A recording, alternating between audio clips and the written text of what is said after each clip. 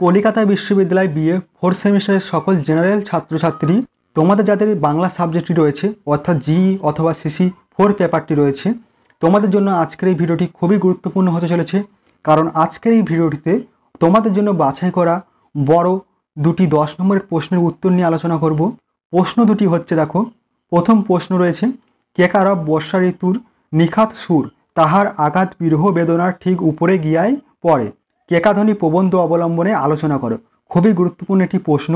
এবং দ্বিতীয় প্রশ্ন রয়েছে, আধুনিক যুগের মনীষীরা কিভাবে ক্রমাগত পশ্চিমের সঙ্গে পূর্বকে মিলিয়ে নেওয়ার মহৎ প্রয়াস করে গেছেন, তা পূর্ব ও পশ্চিম প্রবন্ধটি অনুসরণে বুঝিয়ে দাও। খুবই গুরুত্বপূর্ণ প্রশ্ন দুটি, তোমরা অবশ্যই প্রশ্ন দুটির উত্তর খাতা নোট ডাউন করে নিও। পূর্বে আমি তোমাদের এই সাবজেক্টের ওপর থেকে অনেকগুলি বড় 10 নম্বরের প্রশ্নের উত্তর আলোচনা করেছি। তোমরা যারা সেই ভিডিওগুলি দেখোনি, তোমরা অবশ্যই সেই ভিডিওগুলি দেখে নিও। ভিডিওটি শুরু করার আগে তোমাদেরকে বলবো, তোমরা যারা আমার এই চ্যানেলে নতুন আছো, তোমরা অবশ্যই চ্যানেলটি সাবস্ক্রাইব করে আমার সঙ্গে থেকো এই ধরনের গুরুত্বপূর্ণ ভিডিও আরও পাওয়ার জন্য, এবং এই ভিডিওটি অবশ্যই তোমাদের বন্ধুদের কাছে শেয়ার করে দিও। চলো তোমরা প্রশ্ন দুটির উত্তর দেখে নাও। দেখো, তোমরা প্রশ্নগুলির উত্তর দেখে নাও। দেখো, প্রথম প্রশ্ন ছিল তোমাদের, কেকারব বর্ষা ঋতুর নিখাত সুর তাহার আঘাত বিরহ বেদনার ঠিক উপরে গিয়াই পড়ে, কেকাধ্বনি প্রবন্ধ অবলম্বনে আলোচনা করো। খুবই গুরুত্বপূর্ণ একটি প্রশ্ন, তোমাদের 10 নম্বরের প্রশ্ন এটি। খুবই গুরুত্বপূর্ণ একটি প্রশ্ন, তোমাদের পরীক্ষায় আসার সম্ভাবনা খুবই রয়েছে। দেখো, তোমরা উত্তরটি দেখে নাও। উত্তরে বলা হয়েছে, কেকাধ্বনি প্রবন্ধে রবীন্দ্রনাথ সুমিষ্টু কুহুদানের মতো কর্কশ কেকারবের মধ্যেও আবিষ্কার করেছেন এক অনবদ্য মাধুর্য। কেকাধ্বনিকে কেউ মধুর বলে না, শুধু কেকাধ্বনি কেন, ব্যাঙের ডাক, ঝিল্লির ডাক, কোনোটাই সাধারণ মানুষের কাছে ঠিক শ্রুতিমধুর ধ্বনি নয়। তবু কবিরা এসব ধ্বনিকে কাব্যে যথাযথ মর্যাদায় ঠাঁই দিয়েছেন। পরবর্তী বলা হয়েছে, মিষ্টতার প্রকারভেদ। রবীন্দ্রনাথের অনুভবে কেকারবের মধ্যে রয়েছে মিষ্টতা, তবে তা কুহুস্বরের মতো ইন্দ্রিয়লভ্য নয়, তা কেবল অনুভূতি দিয়ে উপলব্ধি করতে হয়। এই মিষ্টতা ভিন্ন ধরনের মিষ্টতা। প্রচলিত এক ধরনের মিষ্টতা আছে যা স্বাভাবিকভাবে মিষ্ট। এ মিষ্টতায় সংশয়ের কোনো অবকাশ নেই এবং তা প্রমাণ করতেও সময় লাগে না, তর্কেরও তেমন প্রয়োজন হয় না। এই মিষ্টতা আমাদের মনের নিজস্ব আবিষ্কার নয়। বলা হয়েছে, ইন্দ্রিয়ের দ্বারা এই মিষ্টতা বোঝা যায়। গানের ক্ষেত্রে উপযুক্ত সমজদার মিষ্ট গানের প্রতি তেমন লুব্ধ নন এবং তারা একে উপেক্ষাই করেন। মিষ্ট গান মার্জিত রুচি ও শিক্ষিত মনের দরবারে জায়গা করে নিতে পারে না। যা সহজেই মিষ্ট, তাতে মনে আলস্য আসে, বেশিক্ষণ তার প্রতি আকর্ষণ থাকে না। যে ব্যক্তি যে বিষয়ে বিশেষ শিক্ষা লাভ করেছে, শিল্প সৌন্দর্যের প্রাথমিক স্তরের সহজ ও ললিত অংশকে সে আর তেমন গুরুত্ব দেয় না, কারণ সেই সীমাটুকু তার আয়ত্তের মধ্যে চলে এসেছে। এই সহজ অংশে তার মনের জাগ্রত হয় না, অথচ এই অগভীর অংশে অশিক্ষিতদের বিচরণ। দ্বিতীয় পয়েন্টে বলা হয়েছে, কেকারব মিষ্টতার স্বরূপ। কেকারবের মিষ্টতা বোঝার জন্যেও আরও গভীরে প্রবেশ করা দরকার, কেননা ভিতরে প্রবেশ না করিলে, না বুঝিলে এ আনন্দ ভোগ করিবার উপায় নাই। সুগভীর সামঞ্জস্যের মধ্যে দিয়ে, দূরের সঙ্গে কাছের সংযোগের মধ্যে দিয়ে, পার্শ্ববর্তীর সঙ্গে বৈচিত্র্য সাধনের মধ্য দিয়ে মানসিক আনন্দ অনুভব করা সম্ভব। এই আনন্দ স্থায়ী ও গভীর হয়। যে সুখ দ্রুত অনুভূত হয় তার দীনতা একসময় বেরিয়ে পড়ে। জয়দেবের কাব্যের দেহ ভোগ কামনা, ছন্দ লালিত কোমল শব্দাবলী মনকে সহজ ইন্দ্র সুখ পরায়ণ করে তোলে, তাই মন তাকে একবার স্পর্শ করেই রেখে দেয়। কিন্তু কালিদাসের কুমার সম্ভব কাব্যের বর্ণনা, ছন্দ, যুক্তাক্ষর, বহুল শব্দ ইত্যাদি ললিত লবঙ্গলতার তুলনায় কম মধুর বলে মনে হলেও মন তার সৃজনী প্রতিভার দ্বারা সেই আপেক্ষিক খামতিকে সহজেই পূরণ করে দেয়। পরবর্তী পয়েন্টে বলা হয়েছে, প্রকৃতির প্রেক্ষাপটে কেকারব। বলা হয়েছে, কেকারবকে সময় বিশেষ ও অবস্থা বিশেষ মিষ্ট বলে মনে হয়। এই মিষ্টতা মনের নিজস্ব আবিষ্কারের ফল। এই মিষ্টতা কুহুতানের চেয়ে সম্পূর্ণ আলাদা। নববর্ষার আগমনে পাহাড়ের নিচের দিকে বিশাল অরণ্য যখন মত্ততা দেখা দেয়, আষাঢ়ের কালো মেঘ তোমাল ও তাল বনের ঘন অন্ধকারে বৃক্ষরাজির শাখা পোশাকার মর্মরে উল্লাসধ্বনি শোনা যায়, তখন কাংসস্বরে কেকাধ্বনি সমস্ত বনস্পতির মধ্যে প্রাণ জাগিয়ে তোলে। কেকারব এই বর্ষার গান কেকাধ্বনির মাধুর্য কান দিয়ে শোনবার জিনিস নয়, মন দিয়ে অনুভব করতে হয়। পরবর্তী পয়েন্ট বলা হয়েছে কেকারবের গ্রহণযোগ্যতার কারণ। বর্ষার ঘন অন্ধকারের মধ্যে বিরহিণীর বিরহ বেদনাও অতপ্রতভাবে জড়িয়ে থাকে। এই বিরহের সঙ্গে কেকারবও জড়িত। কেকাধ্বনি সমস্ত বর্ষার মর্ম উদ্ঘাটন করে দেয়। শরৎ ঋতু পুষ্পে পুষ্পে নরনারীর প্রেমকে নানা রঙে রাঙিয়ে দেয়। রবীন্দ্রনাথের মতে জগতে ঋতু আবর্তনের প্রধান কাজই হলো মানুষের মনে প্রেম জাগানো। এই কেকারব বর্ষা ঋতুর এই নিখাত সুর আসলে বিরহ বেদনারই সুর, আর এই সুর বর্ষার বিরহ বেদনা জাগিয়ে অত্যন্ত মধুর হয়ে ওঠে। কেকারব যথার্থ অর্থেই বর্ষা ঋতুর মর্মসঙ্গীত। এই সঙ্গীত বিরহের বেদনাকে আঘাত করে জাগায়, মানুষের অন্তর্জগৎকে সতত সজীবতা দান করে।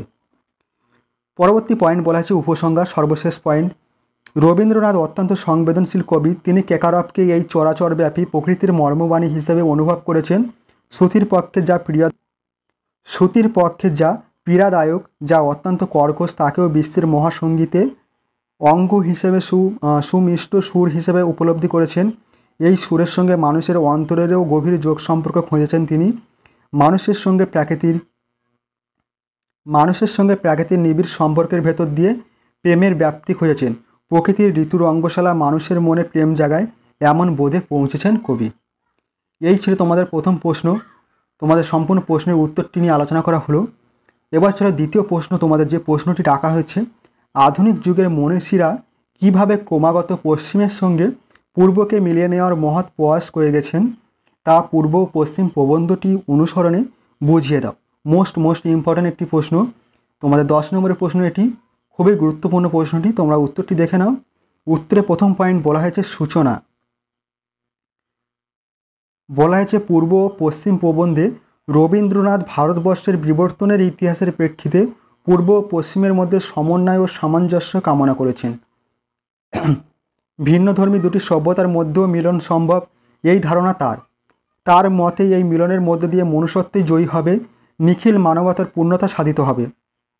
রবীন্দ্রনাথ ভারতবর্ষের ইতিহাসে মননশীলতার সঙ্গে উপস্থাপিত করেছেন শ্বেতাঙ্গ আর্যরা অর্থাৎ ইন্দো ইউরোপীয় শাখাটি অরণ্যপূর্ণ ভারতবর্ষে প্রবেশ করে, প্রকৃতি ও মানুষের সমস্ত বাধা দূর করে ধীরে ধীরে তারা শস্য ফলে পূর্ণ করে তোলে ক্ষেত্রগুলি। তাদের বুদ্ধি শক্তি সাধনায় রচিত হয় ভারতবর্ষের নতুন ইতিহাসের ভিত্তি। আর্য সভ্যতার বিস্তার পূর্বে তাদের সঙ্গে অনার্য শূদ্রেরাও ক্রমে মিলতে থাকে। আর্য অনার্যের মধ্যে প্রতিলোম বিবাহ প্রথার প্রচলন ঘটে। বৌদ্ধ যুগে এই মিশ্রণ আরও অবাধ হয়ে ওঠে। এরপর হিন্দুরা নিজেদের সংরক্ষিত করতে চেষ্টা করে, কারণ ক্রমে এমন অবস্থা হয়েছিল যে খাঁটি ব্রাহ্মণ খুঁজে পাওয়া কঠিন হয়ে ওঠে। শূদ্রদের সঙ্গে মিশে আর্যরা তাদের বহু আচার ধর্ম দেবতা পূজাবিধি নিজেদের সমাজে গ্রহণ করে। পরবর্তী বলা হয়েছে এভাবে এক বৃহত্তর হিন্দু সমাজের পতন হয়। বৈদিক রীতিনীতির সঙ্গে এই হিন্দু সমাজের বিস্তর পার্থক্য আছে। এই ইতিহাসকে শুধু হিন্দুদের ইতিহাস বলা চলে না। পরবর্তী পয়েন্টে বলা হয়েছে মনীষীদের ভূমিকা। আধুনিক যুগে ভারতবর্ষে পূর্ব ও পশ্চিমের মিলন প্রবন্ধে যে সকল মনীষীদের নাম পাওয়া যায় তাদের মধ্যে অন্যতম মনীষী হলেন ভারতপথিক রাজা রামমোহন রায়। তিনি সর্বপ্রথম পূর্ব ও পশ্চিমের মিলনে উদ্যোগ নিয়েছিলেন। তিনি নিপীড়িত জাতির মুক্তি সংগ্রামকে, গণতন্ত্রের জন্য ফরাসিদের ন্যায়যুদ্ধকে, স্পেনের বিরুদ্ধে আমেরিকার গণ অভ্যুত্থানকে সমর্থন জানিয়েছেন। জাতিভেদ প্রথা, সতীদাহ প্রথার বিরুদ্ধেও তার সংগ্রাম মুক্ত বুদ্ধির মানুষকে আকর্ষণ করেছিল। বিশেষ করে ভারতের ভিত্তিভূমির উপর দাঁড়িয়ে পশ্চিমী চৈতন্যকে তিনি ভারতবর্ষের মাটিতে রোপণ করে ফসল ফলাবার উদ্যোগ নিয়েছিলেন। মুক্ত চিন্তার আরও একজন পথিকৃৎ হলেন স্বামী বিবেকানন্দ। পূর্ব ও পশ্চিমের মিলন সাধনাকে তিনি কয়েক ধাপ এগিয়ে নিয়ে গেছেন। তিনি ভারতবর্ষের ইতিহাসে পাশ্চাত্যের দান গ্রহণ করতে আগ্রহী হয়েছিলেন। মিলন আর সৃজনের প্রতিবাদ দ্বারা পূর্ব পশ্চিমের মিলন ঘটাতে এবং পরস্পরের দান গ্রহণের পথ তৈরি করতে জীবন উৎসর্গ করেছিলেন তিনি। স্বামী বিবেকানন্দ ছিলেন সর্বতোভাবে একজন বিশ্বপথিক এবং আন্তর্জাতিক মানব, ইন্টারন্যাশনাল ম্যান। সমন্বয়ধর্মী শিক্ষাদর্শই তার লক্ষ্য। গোবিন্দ রানাডেও তার প্রশস্ত হৃদয় ও উদার বুদ্ধি দিয়ে ভারতবর্ষের পশ্চিমী চিন্তার পরিপোষকতা করেন। বলা হয়েছে পূর্ব পশ্চিমের মিলনের ক্ষেত্রে বঙ্কিমচন্দ্র ও তার সম্পাদিত বঙ্গদর্শন পত্রিকার ভূমিকাও কিছু কম নয়। বাংলা সাহিত্যকে বিশ্ব সাহিত্যের পথে এক ধাপ এগিয়ে নিয়ে গেছে বঙ্কিম সাহিত্য। পশ্চিমী জ্ঞান ও ভাব দুই ধারণ করবার উপযুক্ততা অর্জন করেছে বাংলা সাহিত্য। ইতিহাস, দর্শন, বিজ্ঞান, সাহিত্য ইত্যাদি নানা বিষয়ে সমৃদ্ধি হয়ে উঠেছিল। বলা হয়েছে বঙ্গদর্শন পাশ্চাত্য সাহিত্যের আলোচনা, বিজ্ঞান বিষয়ক আলোচনা, পাশ্চাত্যের জ্ঞান ও চিন্তা ভাণ্ডারের অনুবাদ, সামাজিক বিষয় ও ধর্ম বিষয়ে বাঙালির মননশীলতাকে উদ্দীপ্ত ও প্রভাবিত করেছে। এই প্রয়াসগুলি ভারতবর্ষকে নবজন্ম দান করেছে। পশ্চিমী সাহিত্য ভারতবর্ষকে জাগ্রত করে তুলেছে।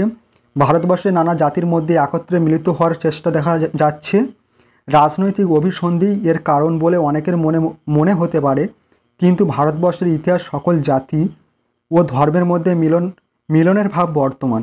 এইভাবে আধুনিক যুগের মনীষীরা ভারতবর্ষকে পশ্চিমের সঙ্গে পূর্বকে মিলিয়ে নেওয়ার জন্য ক্রমাগত মহৎ প্রয়াস করে গেছেন। এই ছিল তোমাদের সম্পূর্ণ প্রশ্ন দুটির উত্তর। খুবই গুরুত্বপূর্ণ প্রশ্ন দুটি, তোমরা অবশ্যই খাতায় নোট ডাউন করে নিও এবং ভালোভাবে প্র্যাকটিস করো। অবশ্যই তোমরা এই প্রশ্ন দুটি তোমাদের পরীক্ষার খাতায় কমন পেয়ে যাবে এবং তোমরা উপকৃত হবে। এবং ভিডিওটি অবশ্যই তোমাদের বন্ধুদের কাছে তোমরা শেয়ার করে দিও